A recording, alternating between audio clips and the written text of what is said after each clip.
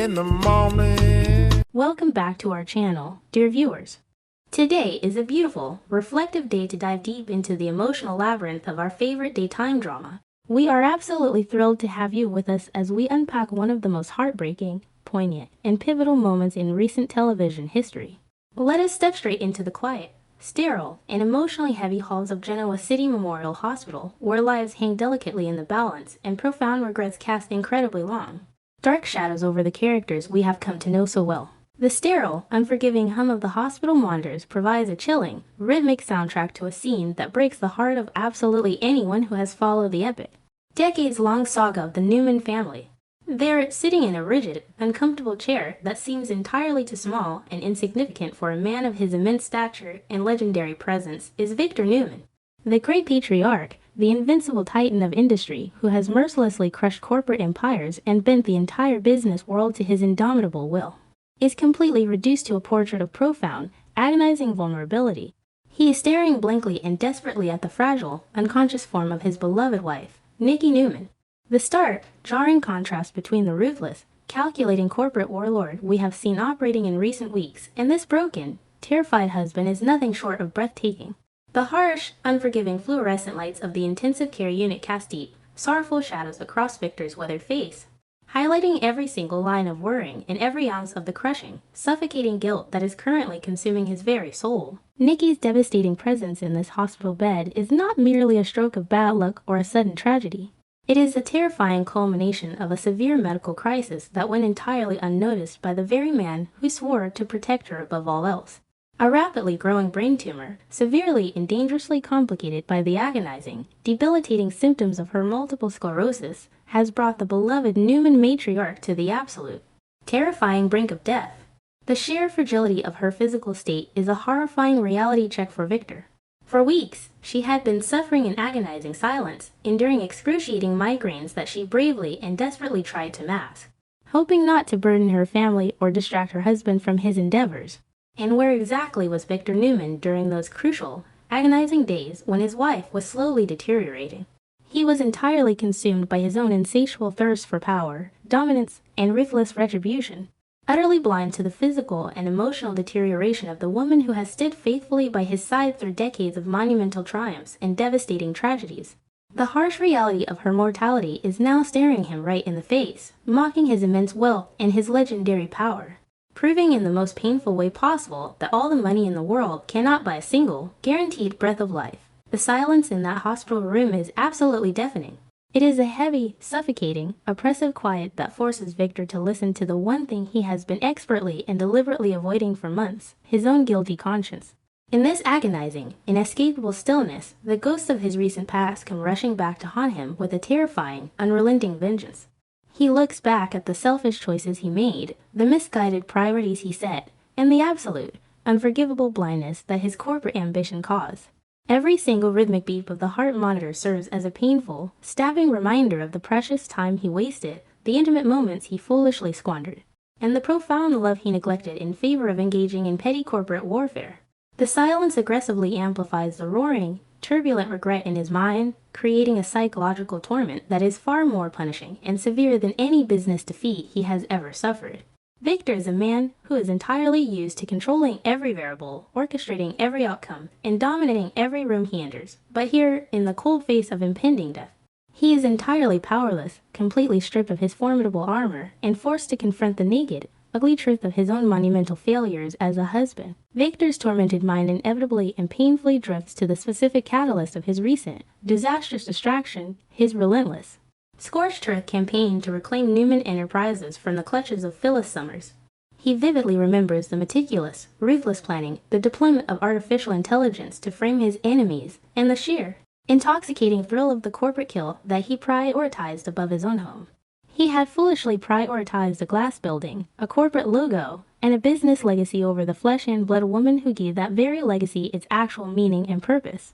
He remembers the late nights spent plotting in his office, the aggressive, underhanded maneuvers, and the absolute, arrogant certainty that he was doing what was strictly necessary to protect his family's prestigious name. But looking at Nikki now, pale, fragile, and motionless against the crisp white hospital sheets, the supposed victory over Phyllis tastes like bitter ash in his mouth. What possible good is a sprawling corporate empire if the queen is not there to share the throne? The devastating realization that he allowed his bitter, toxic, and entirely consuming rivalry with Phyllis to completely overshadow his wife's failing health is a jagged, bitter pill that Victor is violently struggling to swallow. He traded precious, irreplaceable, and fleeting moments with Nikki for a temporary, hollow sense of corporate dominance. A terrible transaction he would now reverse in a heartbeat if only the unforgiving universe allowed for such miraculous interventions. And then there is the agonizing, inescapable memory of Jack Abbott. Victor's large hands clench into tight, trembling fists as he remembers the harsh, unforgiving, and entirely unfair ultimatums he recently laid at Nikki's feet. He remembers the blazing, irrational anger in his own voice as he aggressively demanded that she completely sever all ties with Jack, her longtime friend, supporter, and confidant. Victor's deep-seated, toxic, and entirely irrational jealousy had completely blinded him to Nikki's genuine need for a supportive, understanding friend outside of his own demanding shadow. Instead of offering her a safe, comforting harbor during her times of stress, he had deliberately created a volatile battlefield in their own home, cruelly forcing her to choose between the husband she loved and her oldest, most reliable friend. He had allowed his massive ego, his stubborn pride, and his decades-old, festering hatred for the avid patriarch to entirely dictate the terms of his marriage, suffocating Nikki with his relentless demands and his overwhelming possessiveness. The painful memory of his own cruel, biting words echoes loudly in the sterile hospital room, serving as a damning, inescapable indictment of his fundamental failure to love her unconditionally and selflessly. He had aggressively demanded her absolute loyalty, but in doing so, he had utterly failed to provide the very care, attention, and emotional safety she so desperately needed. The absolute darkest, most agonizing twist of the knife in Victor's heavy heart is the undeniable, infuriating fact that when Nikki finally collapsed, when her frail body gave out and the terrifying darkness took over her consciousness, it was not Victor who was there to catch her. It was Jack Abbott.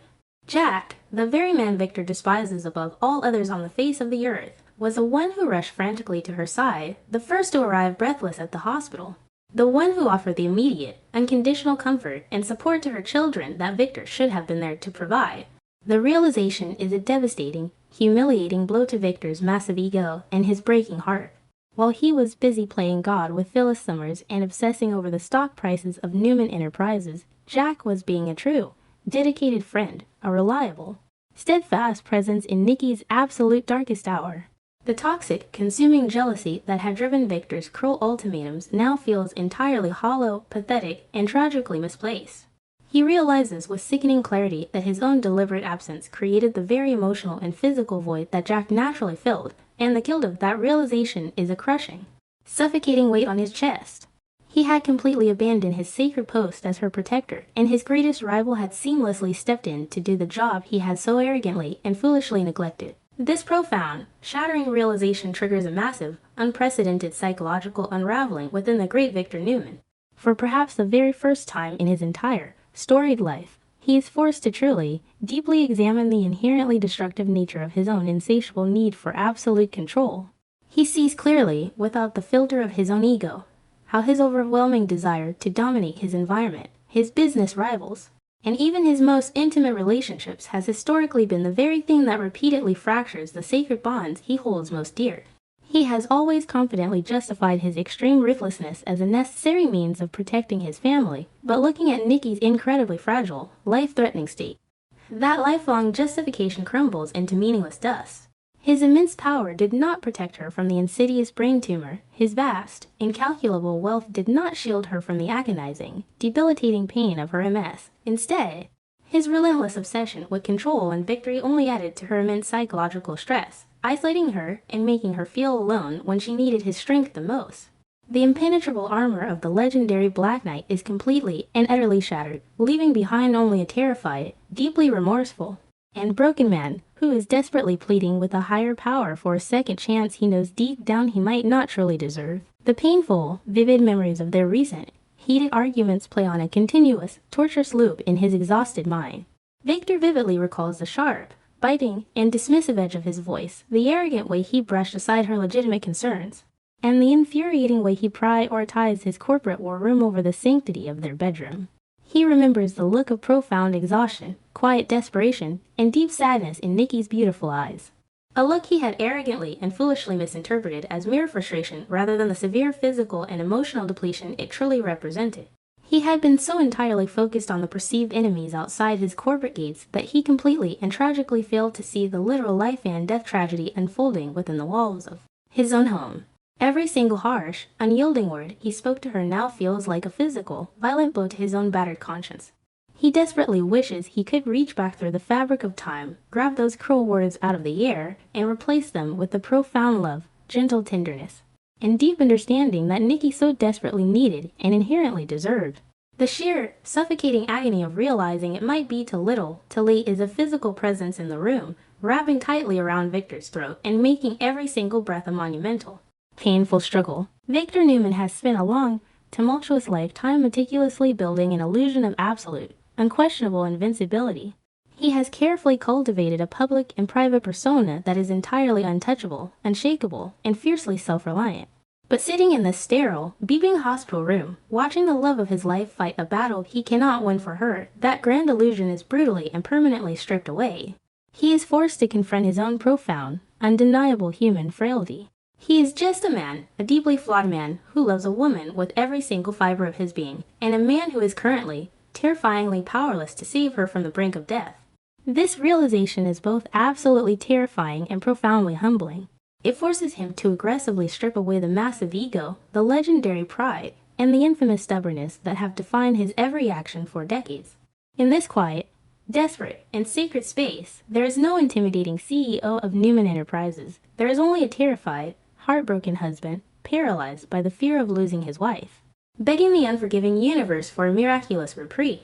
The emotional vulnerability he is currently experiencing is raw, completely unfiltered, and deeply moving, showcasing a profound depth of character that is rarely allowed to surface in the stoic, hardened patriarch. As we watch this incredibly poignant, deeply emotional scene unfold before our eyes, it is absolutely impossible not to feel a profound, visceral ache in our own hearts.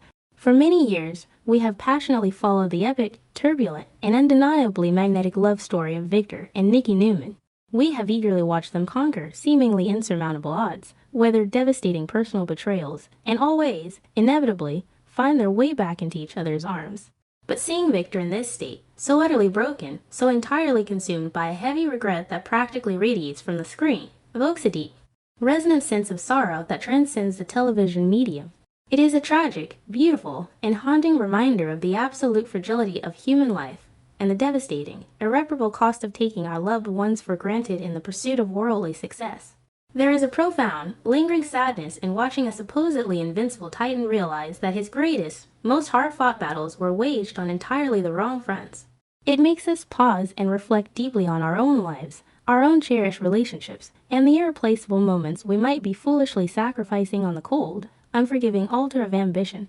We cannot help but shed a genuine terror for the sheer, agonizing humanity of a man who is finally, painfully understanding the true, immeasurable value of the love he has recklessly jeopardized. It is a true masterclass in emotional storytelling that resonates deep within the soul and leaves a lasting impact on anyone who has ever loved and feared loss. Amidst the deafening, oppressive silence and the crushing, suffocating weight of his numerous regrets, Victor Newman makes a silent, deeply sacred vow. He leans his large frame closer to Nikki, his strong, trembling hand gently and reverently enveloping her frail, motionless fingers. He does not speak the words aloud, perhaps because he knows his voice would shatter under the emotional weight, or perhaps because this deeply personal promise is too profound and intimate for the sterile, clinical air of the hospital room.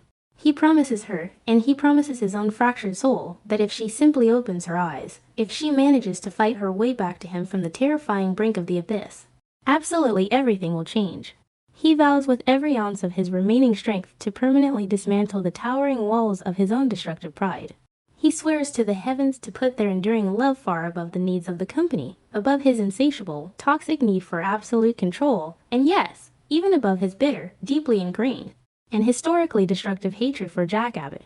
It is a vow of absolute, fundamental transformation, a desperate, tear-filled plea for personal redemption from a man who has finally, irrevocably realized that a sprawling corporate empire is entirely worthless and empty without his beloved empress by his side. He silently promises to be the devoted, understanding husband she has always deserved, to truly listen to her fears, to cherish every remaining moment, and to never, ever again let the chaotic noise of the business world drown out the vital, precious beating of her heart. The medical monitors continue their rhythmic, mechanical, and indifferent hum, completely unaware of the profound, monumental emotional metamorphosis occurring right beside the hospital bed. Victor remains a solitary, imposing sentinel in the dim light, a man agonizingly caught between the haunting ghosts of his past mistakes and the terrifying, opaque uncertainty of the immediate future. The precious fate of Nicky Newman hangs incredibly precariously in the balance, a delicate, fraying thread that could tragically snap at any given moment. Will the beloved, resilient matriarch of the Newman family find the miraculous strength to wake up and hear the desperate, heartfelt, and long overdue apologies of her devastated husband? Will Victor be mercifully granted the miraculous second chance he is so fervently and desperately praying for, or will the crushing, suffocating weight of his belated realizations become a permanent, inescapable torment that haunts his remaining days? And if she does miraculously wait, can the legendary, stubborn Victor Newman truly change his deeply ingrained stripes? Or is the intoxicating pull of power and control too deeply embedded in his very DNA to ever truly relinquish? The answers to these heartbreaking questions lie hidden in the quiet, tense shadows of the intensive care unit, waiting agonizingly to be revealed in the days to come. Stay tuned, because the profound emotional fallout of this devastating tragedy is undoubtedly destined to change the entire landscape of Genoa City forever, leaving no relationship untouched.